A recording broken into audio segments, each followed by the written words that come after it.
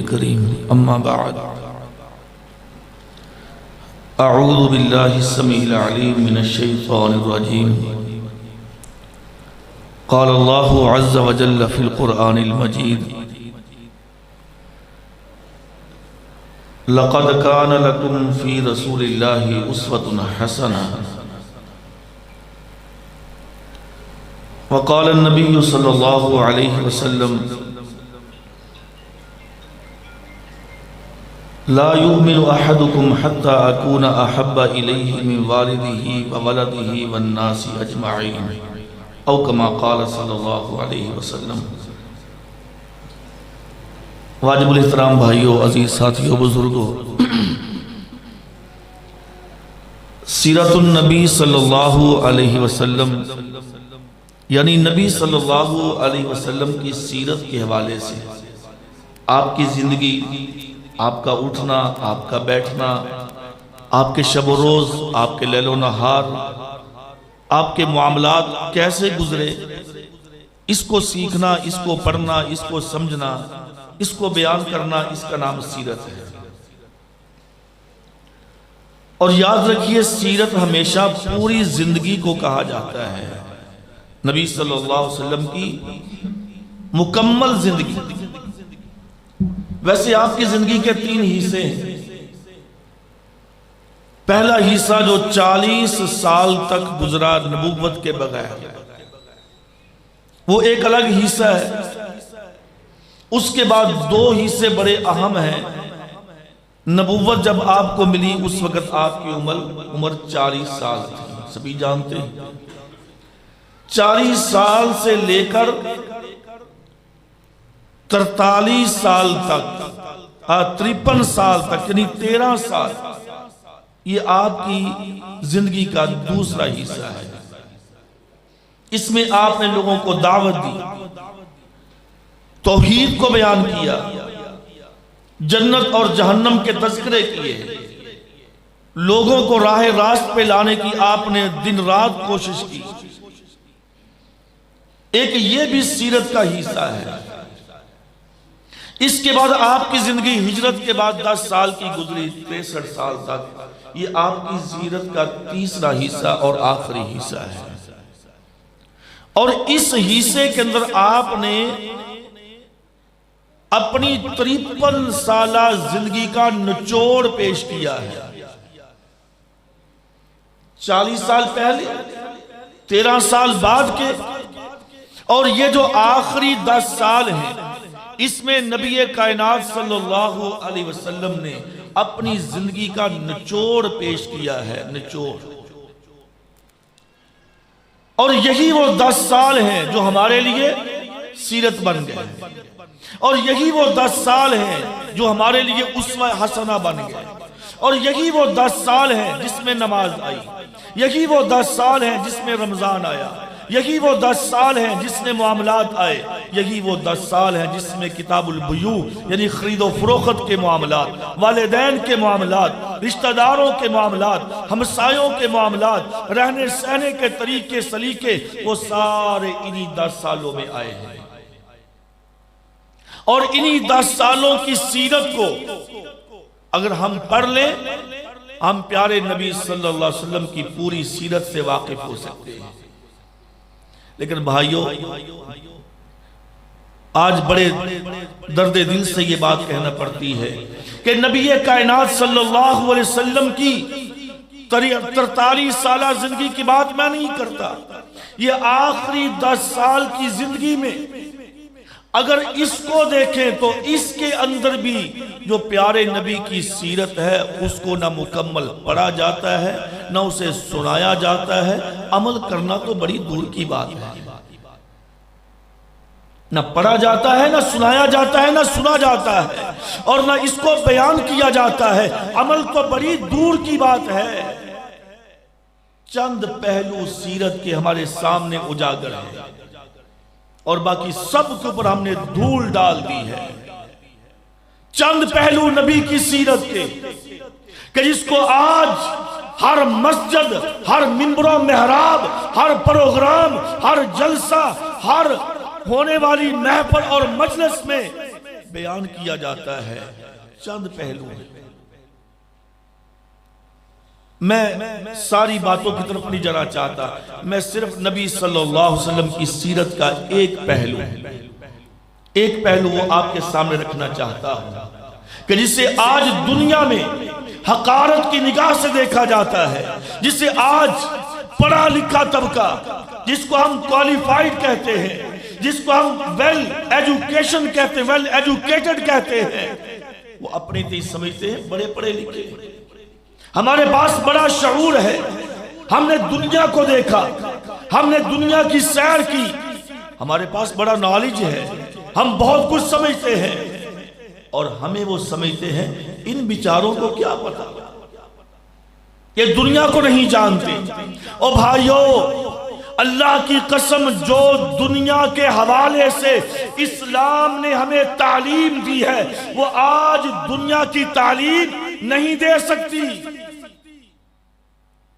جو دنیا کے حوالے سے پیارے نبی نے ہمیں تعلیم دی ہے کہ دنیا میں سروائیو کیسے کرنا ہے، دنیا میں کیسے رہنا ہے، دنیا کی خارجہ پالیسیاں، دنیا کی داخلہ پالیسیاں، تمہارے گھر کے معاملات، تمہاری سیاست، تمہاری معیشت، تمہاری معاشرت، تمہاری اقتصادیات، یہ کیسے ہوگی؟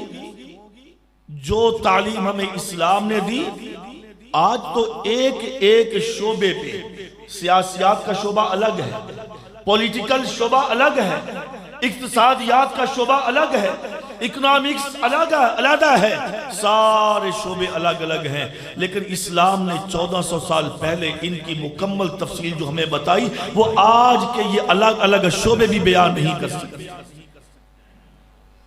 جو نبی کائنات صلی اللہ علیہ وسلم نے بیان کی تھی، باہر کیف ایک لمبی بات ہو جائے گی، میں عرض کرنا چاہتا ہوں نبی محترم صلی اللہ علیہ وسلم نے ہمیں دنیا میں رہنے کا طریقہ، یہاں پہ رہنے کا سلیقہ، یہ سارے معاملات ایسے سکھا دیے کہ دنیا کا کوئی نصاب، دنیا کا کوئی نظام، دنیا کا کوئی منشور، دنیا کا کوئی دستور نہ سکھا سکا ہے اور نہ بعد میں سکھا پائے گا۔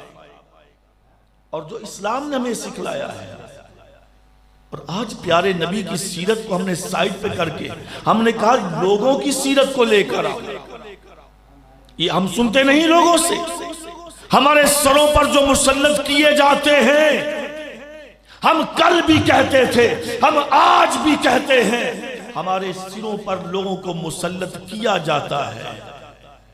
ہم کسی جماعت کے حمایتی نہیں، نہ ہم کسی کو اپریشیٹ کرتے ہیں، نہ کسی کی تنقید کرتے ہیں، ہم تو حقائق پہ بات کرتے ہیں، حقائق پہ ہم کہتے ہیں لوگوں آؤ حقائق دیکھو، حقائق۔ آج لوگوں نے ہمیں پاگل بنا دیا، حقیقت بات ہے، آج کافروں نے اپنی تعلیم کے ذریعے، تعلیم کون سی تعلیم بھائی؟ نبی کی سیرت کی تعلیم پڑھائی جائے، آج مجھے نبی کی سیرت کا علم ہو، نبی کی تعلیم دی جائے، مجھے پتا ہو کہ میرے نبی کی تعلیم کیا ہے، میں نے اپنے ملک میں سروائیو کیسے کرنا ہے، میرے داخلی اور خارجی معاملات کیسے ہوں گے، نبی کی سیرت کو پڑھوں گا تو مجھے پتا چلے گا، میری معیشت کیسے بہتر ہوگی، میں نبی کی تعلیم، نبی کی سیرت کو دیکھوں گا تو مجھے پتا چلے گا۔ اور آج ہمارے ماہر معاشیات، میں نے کہا نا، ہمارے سروں پر مسلط کیے جاتے ہیں، ہم ان سے گائیڈ لائن لیتے ہیں، کس چیز کی؟ ہماری معیشت کیسے بہتر ہوگی۔ یہ آکسفورڈ کا پڑھا ہوا ہے، یہ USA کا پڑھا ہوا ہے، یہ جرمن فرانس کا پڑھا ہوا ہے، یہ معاشیات کا بڑا ماہر ہے، اس کو وہاں سے اٹھا کے راتوں رات یہاں پہ لا کے، اتوار کے دن چھٹی تھی، اس کا شناختی کارڈ بنوا کے، ہاں جی اس کی نیشنلٹی بھی نہیں تھی، اس کو اسٹیٹ بینک کا گورنر بنا دیا۔ ارے بھائی کیوں؟ کہا گیا یہ بڑا پڑھا لکھا ہے، اکنامکس کو بڑا جانتا ہے، یہ ہماری معیشت کو سنبھالے گا، یہ ہماری معیشت کو کندھا دے گا، ہماری معیشت کو بڑھائے گا۔ اور میرے بھائیوں، اللہ کی قسم ہمیں گمراہ کیا گیا، گمراہ کیا جاتا ہے، ہمیں نہیں بتایا گیا، نہ بتایا جائے گا۔ ایسے معاشیات کے ماہر ایک نہیں ہزاروں لا کے بٹھا دیے جائیں، ہماری معیشت کبھی بہتری کی طرف نہیں جائے گی۔ کیوں نہیں جائے گی؟ ہم تو کہتے تھے، آج بھی کہتے ہیں، ہماری معیشت برباد ہوگی، ذلت امیز شکست کا سامنا کرنا پڑے گا۔ اس کی وجہ، اس کا سبب کیا ہے؟ میرے رب نے 1400 سال پہلے کہا تھا، یمحق اللہ الربا ویربی الصدقات، اللہ سود کو مٹاتا ہے، اللہ سود کو مٹاتا ہے۔ اور یہ آ کر ہمیں کیا سکھاتے ہیں؟ سود۔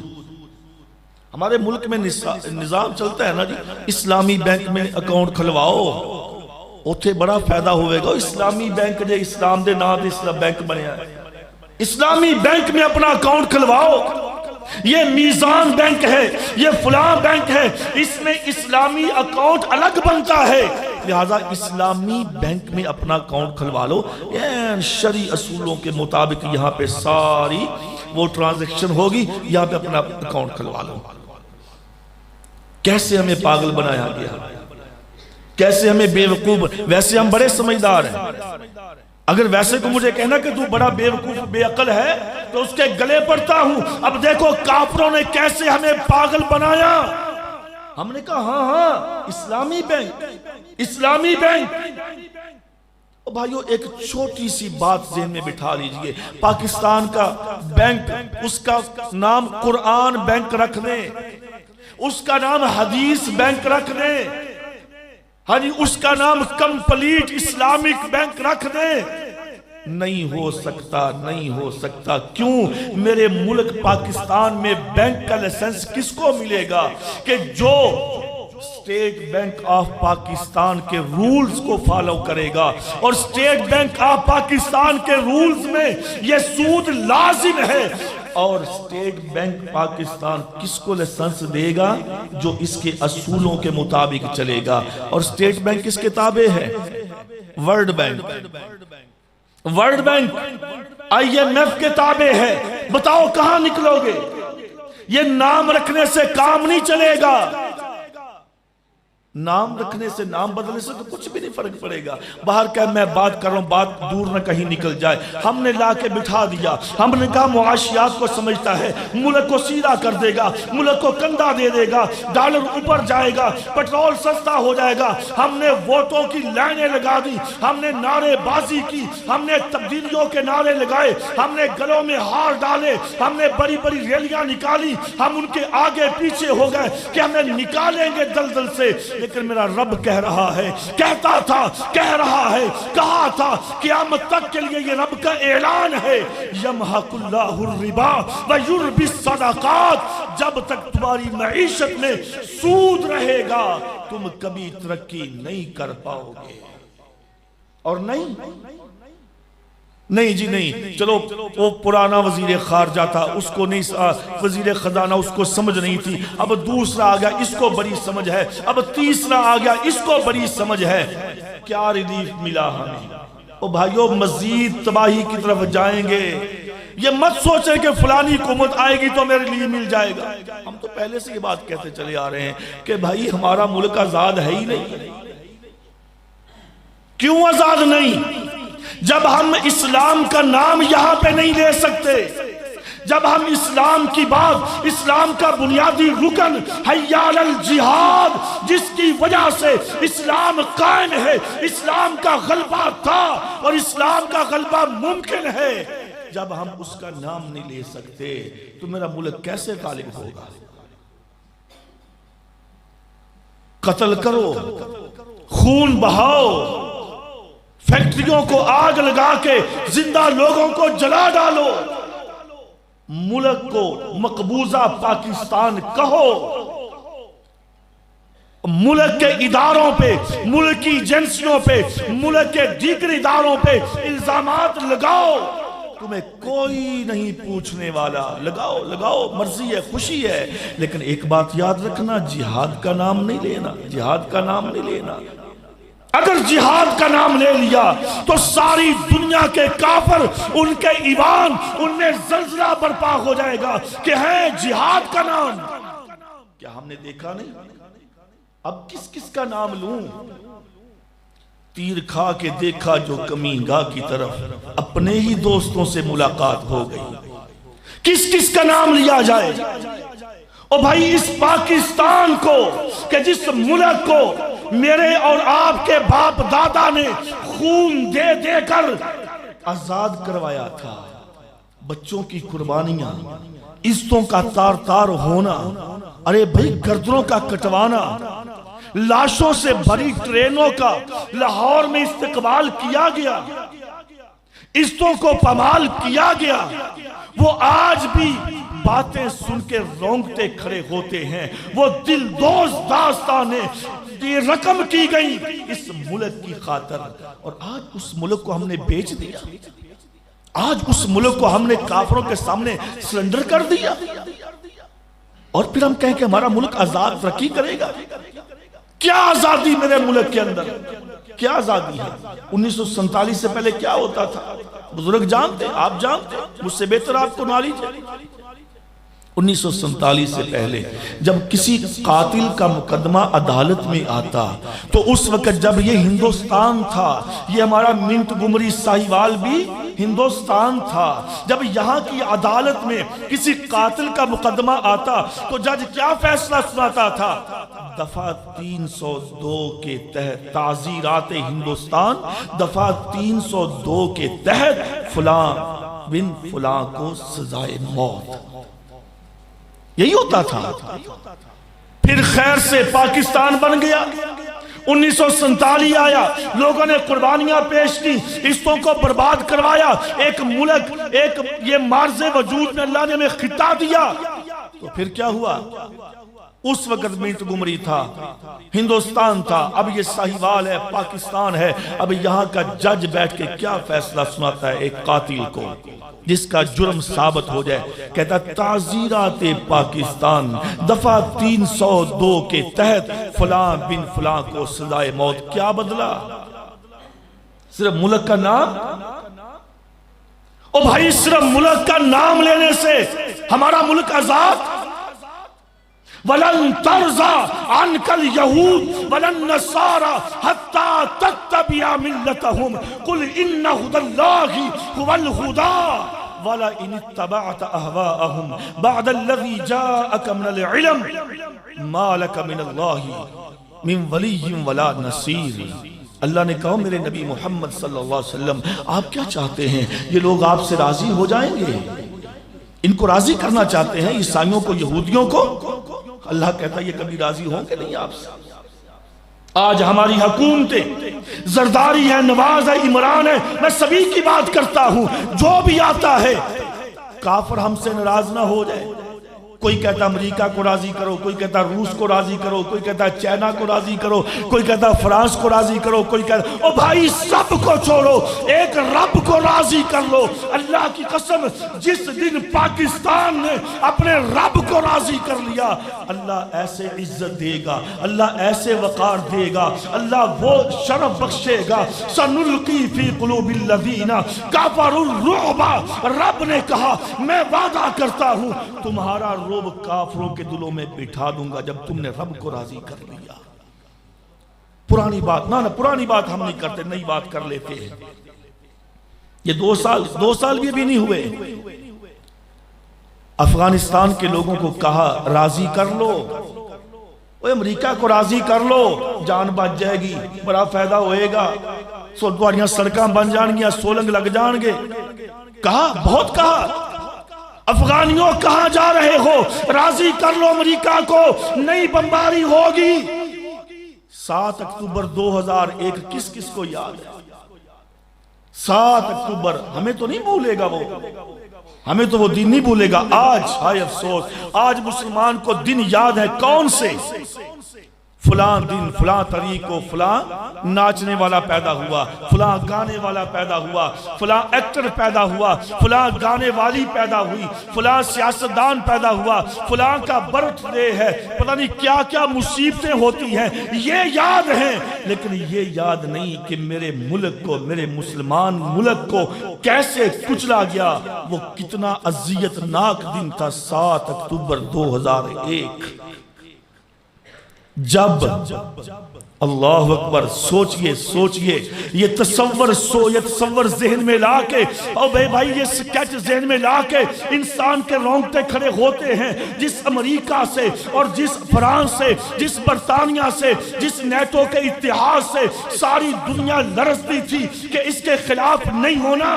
7 اکتوبر 2001 کو اس سارے اتحاد نے ایک نہتے مسلمان پہ قبضہ کیا اور بمباری کی، بمباری نہیں، کارپٹ بمباری کی، کارپٹ بمباری، ڈیزی کٹر، کلسٹر، کیمیائی ہتھیار مظلوم بچوں پہ، معصوموں پہ، عورتوں پہ، جنازوں پہ، شادیوں پہ، مدارس پہ گرائے گئے۔ ایک نہیں، لاکھوں مسلمانوں کی قربانیاں پیش کی گئی۔ 17 لاکھ پہلے 1984 سے لے کر 22 دسمبر 1984 کو یہ رشیا افغانستان پہ چڑھ دوڑا، افغانستان کی اینٹ سے اینٹ بجائی، بڑی مشکل سے 92 کے اندر رشیا کو مسلمانوں نے، مجاہدین نے شکست سے دوچار کر کے یہاں سے بھگا دیا۔ اور اس کے بعد اکتوبر 2001 سے امریکہ نے رہی کھئی کسر کہندے نا ریا کیا سارا اونے چٹ کر لیا، یعنی کہ مسلمانوں کو نہیں چھوڑا۔ نشانے کون بنے؟ مسلمان۔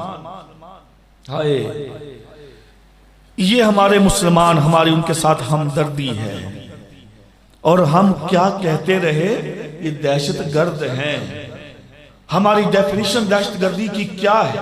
یعنی ٹیررسٹ کی ڈیفینیشن، ہماری اصطلاح، ہم دہشت گرد کس کو کہتے رہے؟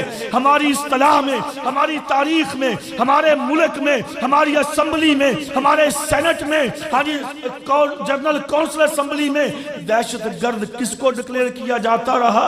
جس کو امریکہ نے کہا دہشت گرد ہے، ہم نے کہا ہاں یہ دہشت گرد ہے۔ حافظ سعید کا قصور کیا ہے؟ پابند سلاسل کیوں کیا گیا؟ حافظ سعید کو بند کیوں کیا گیا؟ اس لیے کہ اقوام متحدہ میں، سلامتی کونسل میں، امریکہ نے سب نے کہا یہ بندہ دہشت گرد ہے، اس کو بند کر دیا جائے۔ ساری دنیا پیٹ پیٹ کے ہٹ گئی۔ او بھائی، اس نے تو ایک پتا بھی نہیں توڑا، ایک پتا بھی نہیں توڑا۔ پورے ملک میں کسی ایک تھانے میں ایک بھی FIR درج نہیں، یہ دہشت گرد نہیں۔ ہم نے کہا تم کہو، لیکن ہمیں تو ہمارے آقا نے حکم دیا ہے کہ یہ دہشت گرد ہے، ہم تو مانیں گے۔ ہم ان کے بغیر چل سکتے ہیں، بلا سروائیو کر سکتے ہیں؟ نہ، ان کے بغیر تو ایک قدم بھی نہیں ہم اٹھا سکتے۔ او بھائیو، حکومتیں جتنی مرضی آئیں بدلتی رہیں، 75 سالوں میں ہم نے کیا دیکھا؟ 75 سالوں میں کیا کھچڑی پکی؟ 75 سالوں میں کیا کیا ہوا؟ 75 سالوں میں کون سی آزادی ملی؟ 75 سالوں میں اسلام کا کتنا قانون لے کر آئے؟ 75 سالوں میں اور ہم تو اپنی تعلیم کا نصاب بھی نہیں بنا سکے۔ ہر سال آپ پیپر ہو گئے نا بچوں نے پرائمری دے، ہون انتظار کرو جی کہا دا نویاں کتاباں آن گیاں تے پھر داخلے دیا گیا۔ ہر سال نصاب بدلتا ہے، اور بھائی 75 سالوں میں جس ملک میں ایک نصاب نہ ترتیب دیا گیا، ایک نصاب ترتیب نہ دیا گیا، ہم وہاں پہ قرآن و سنت کے نفاذ کی بات کریں کہ وہاں پہ قرآن و سنت کا نفاذ آئے گا؟ آئے گا، انشاءاللہ ضرور آئے گا، لیکن بیٹھ کر نہیں آئے گا۔ تھوڑا سا نکلنا پڑے گا، تھوڑا سا چلنا پڑے گا، تھوڑا سا آگے لگنا پڑے گا، قربانیاں پیش کرنا پڑیں گی، لوگوں کی باتیں برداشت کرنا پڑیں گی، لوگوں کے تیر سہنا پڑیں گے۔ لوگوں کی باتیں سننا پڑیں گی اور بہت کچھ برداشت کرنا پڑے گا، تب اسلام آئے گا، ایسے اسلام نہیں آ جائے گا۔ ایک بات بتاتا ہوں، صحیح بخاری ہے، کتاب التفسیر ہے، جامع ترمذی کتاب التفسیر ہے، نبی کائنات صلی اللہ علیہ وسلم بیٹھے ہوئے ہیں بیت اللہ میں، ایک صحابی آتا ہے، صحابی کا نام خباب بن ارت ہے رضی اللہ تعالی عنہ، آ کر کہتا ہے اللہ کے رسول آپ جانتے ہیں میں غلام ہوں، ام انمارہ یہ مشرکہ عورت ہے، اس کا بھائی عبد العزیٰ ہے، یہ دونوں مجھے بہت مارتے ہیں، میں مسلمان ہو گیا، میں نے کلمہ پڑھ لیا، اب میں لوہار کا کام کرتا ہوں، نیزے تلوار برسیاں ڈھالیں یہ بناتا ہوں، میں جب لوہے کی بھٹی پہ بیٹھ کے کام کرتا ہوں چونکہ مسلمان ہو گیا ہوں۔ یہ عبد العزیٰ بے ایمان آتا ہے، لوہے کی بھٹی سے وہ لوہے کا سریا جو گرم ہوتا ہے اس کو نکالتا ہے، اس کے ساتھ مجھے مارنا شروع کر دیتا ہے، دیکھو دیکھو میری کمر پہ کتنا بڑا زخم بنا، اس نے مجھے زخمی کر دیا، جلا دیا ہے۔ اللہ اکبر، اللہ کے رسول میں اس لیے آیا ہوں آپ ان کے لیے بد دعا کر دیں، اللہ ان کو برباد کر دے، بد دعا کر دیں ان کے لیے۔ پیارے پیغمبر صلی اللہ علیہ وسلم ابھی آپ نے ہاتھ نہیں اٹھائے، ابھی آپ دیکھ رہے ہیں یہ مکالمہ جاری ہے، مکالمہ ختم ہوا، آسمان سے جبریل آتے ہیں، اللہ کا پیغام لے کر آئے۔ کیا پیغام تھا؟ افحسبتم ام حسبتم ان تدخلوا الجنہ ولما یأتکم مثل الذین خلو من قبلکم مستهم البأساء والضراء وزلزلوا حتى يقول الرسول والذین آمنوا معه متى نصر اللہ الا ان نصر اللہ قریب۔ اللہ نے کہا اے نبی ان کو بتاؤ ان کو، ابھی سے گھبرا گئے، ابھی سے پریشان ہو گئے، ابھی سے گھبرا گئے، ابھی تو ان کو تکلیفیں آئی نہیں جو ان سے پہلے لوگوں کو اسلام کے لیے تکلیفیں آیا کرتی تھی۔ او بھائیو ذرا سوچو تو صحیح، ذرا سوچے تو صحیح کہ اتنی تکلیف، جسم جلا ہوا ہے، بلال کو رسیاں باندھ کر مکہ کی گلیوں میں گھسیٹا گیا، آل یاسر کو چوک میں لٹا کر ذبح کیا گیا، سمیہ کے 2 ٹکڑے کر دیے گئے، زنیرہ کی آنکھوں میں گرم سلائیاں پھیر دی گئی، اور اللہ کا پیغام پھر بھی کیا آیا؟ الا ان نصر اللہ قریب، خبردار ابھی ٹھہر جاؤ، ابھی تمہیں تکلیفیں نہیں آئیں۔ اللہ اکبر، اور میں نے کون سی تکلیف اٹھائی ہے اسلام کے لیے؟ میں اسلام کے لیے کتنا آگے گیا ہوں، مجھے تو جیل جانا پسند نہیں، مجھے تو اسلام کے بارے میں کوئی اتنا جملہ بول دے، اوے تو دہشت گرد ہے، اچھا اس نے مجھے دہشت گرد کہا، کیوں کہا؟ اس لیے کہ میں جہاد کا نام لیتا ہوں۔ کہتا اچھا اس لیے دہشت گرد کہا، ڈر لگتا ہے کوئی پھڑ کے نہ لے جائے، لہذا آج تو بعد میرا جہاد نہ کوئی تعلق نہیں جی۔ کیوں؟ مقدمہ ہو جائے گا، پھڑ کے لے جان گے، آج تو بعد میرا کوئی تعلق نہیں جہاد نہ، اگر جہادہ نہ لیا تو پھریا جاواں گا، لہذا نہیں میرا جہاد نہ کوئی، وہ پہلے ہوندا سی کسی دور سے غلطی نال میں جہاد نال ہوندا سی، ہن نہیں، آج کل تو میں بڑا صوفی تشریف بندہ بن گیا، ہن جہاد نہ کوئی تعلق نہیں، یہ میرا جہاد سے تعلق ہے، یہ میرا اسلام سے تعلق ہے۔ رب کیا کہتا ہے؟ الا ان نصر اللہ قریب، او خبردار ابھی سے گھبرا گئے ہو، ابھی تمہیں تکلیفیں نہیں آئیں جتنی پہلے لوگوں کو آیا کرتی تھی، صبر، اللہ کی مدد آئے گی، ضرور آئے گی، اور تم دیکھو گے اللہ تمہیں عزت دے گا، لیکن ابھی تھوڑا صبر کرنا باقی ہے۔ 20 سال، پورے 20 سال افغانیوں نے صبر کیا، 20 سال، کسی سے بھیک نہیں مانگی، کسی کے آگے دامن نہیں پھیلایا، کسی کو انوالو نہیں کیا کہ آؤ جی ہم ماتھا ٹیکتے ہیں، ہمارا فیصلہ کروا دو، اقوام متحدہ کا در کھٹکھٹایا ہو، سلامتی کونسل میں جا کے اپنی رٹ دائر نہیں، کچھ نہیں، اللہ تو دیکھ رہا ہے تیرے دین کے لیے، اللہ تو دیکھ رہا ہے۔ ان ظالموں نے 7 سمندر پار سے آ کر ہمارے گھروں کو انہوں نے مسمار کیا، ہماری مساجد کو منہدم کیا، اے اللہ ہمارے بچوں کو شہید کیا، ہماری عزتوں کو تار تار کیا، ہمارے بوڑھوں کو خون کے ساتھ نہلایا، اے اللہ تو دیکھتا ہے۔ انما اشکو بسی و حزنی الی اللہ یا اللہ ہماری تو شکایتیں، ہمارے تو سارے دکھ، ہمارے سارے درد اے اللہ تیرے آگے ہیں، اے اللہ تجھی سے مانگتے ہیں، تیرے سامنے شکایتیں کرتے ہیں۔ اللہ نے کہا صبر صبر صبر صبر، اور 20 سالوں کے بعد اللہ نے ایسا ذلیل کر کے نکالا کہ دنیا میں اس کی دنیا میں تاریخ نہیں ملتی۔ ایسے ہی ہے نا، روس تو نکلا تھا، روس تو بھاگا تھا، سب نے دیکھا، اور آخری جنرل درے آمو سے پار ہوتے ہوئے پیچھے دیکھ دیکھ کے مڑ مڑ کے کہہ رہا تھا اگر کلے افغانی ہوندے تھے اسیران انہیں چھڑنا ہے، باقی نار رلے سکے۔ تو اب کون ساتھ رلا ہوا تھا؟ اور ہاں آپ کو یاد ہوگا، بلکہ آپ مجھ سے بہتر جانتے ہیں، لوگ کہتے تھے جب ہم افغانستان کی بات کرتے تھے نا کہ اللہ نے جہاد کے ذریعے روس کو توڑا، افغانستان آزاد ہوا، ایک افغانستان نہیں 17 ریاستیں 22 ریاستیں آزاد ہوئیں، Turkmenistan, Uzbekistan, Tajikistan, Azerbaijan, Armenia, ہاں جی، اور یہ چیچینیا، بڑی ریاستیں آزاد ہوئیں۔ لوگ پتہ کیا کہتے تھے؟ جو پڑھے لکھے جو مرعوب یورپ سے، جو مرعوب اس گندے نظام سے، پتہ کیا کہتے تھے؟ ایویں نہیں افغانستان جو تسی روس کڈیا، تو اڈے نال امریکہ سی، امریکہ تھا تو تبھی تم نے روس کو وہاں سے شکست دی ہے، ورنہ تم کیا جانتے تھے؟ روس تم سے نکلتا تھا۔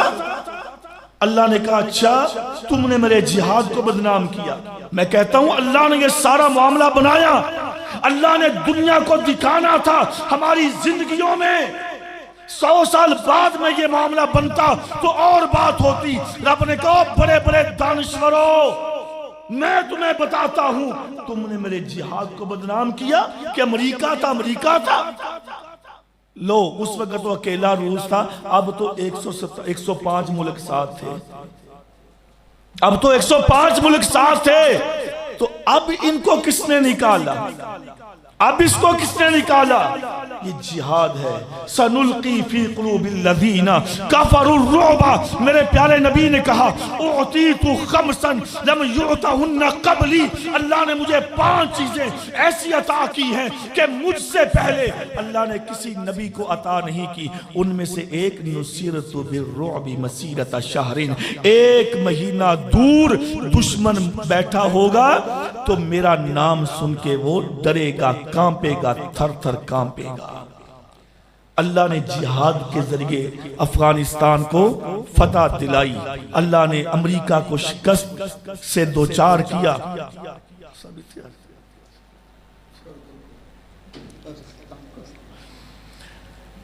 تو امریکہ کی شکست جہاد کے ذریعے۔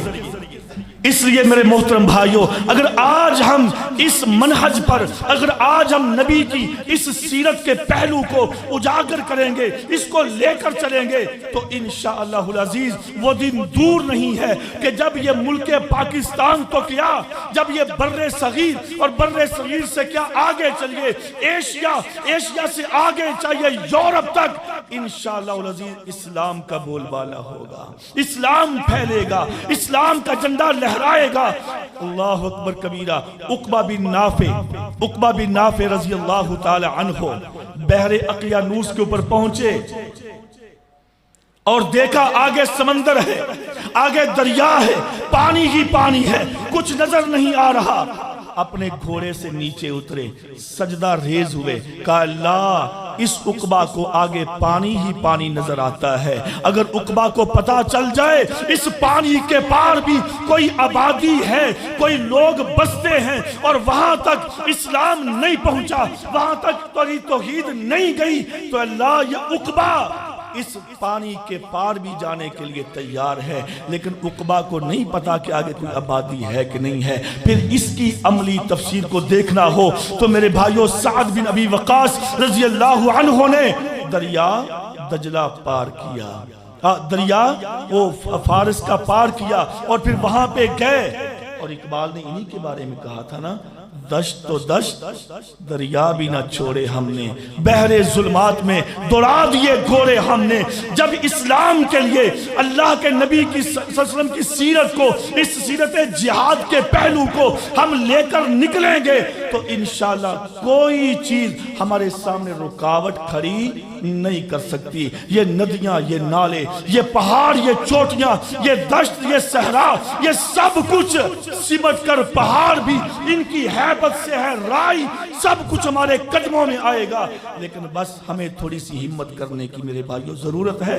پیارے نبی صلی اللہ علیہ وسلم کی سیرت کے اس پہلو جہاد کو اجاگر کیجئے، اس پہ عمل پیرا ہو جائیے، اٹھئے، دنیا کی باتوں میں نہ آئیے، فلاں کیا کہے گا، فلاں کیا کہے گا۔ یہ پہلے بھی کہتے آئے، اب بھی کہیں گے، کہتے رہیں گے۔ لوگوں کی باتوں میں آ کے اپنے رستے نہیں بدلے جاتے، اپنے منہج نہیں بدلے جاتے، اپنے مشن سے پیچھے نہیں ہٹا جاتا۔ اپنے مشن کو لے کر چلیے، اور مشن وہ ہے جو مجھے اور آپ کو، اس امت مسلمہ کو تاجدار مدینہ محمد رسول اللہ صلی اللہ علیہ وسلم نے عطا کیا تھا۔ اسی کا نام سیرت مصطفیٰ ہے۔ اللہ عمل کرنے کی، سمجھنے کی توفیق عطا فرمائے۔ وما علیہ الا البلاغ۔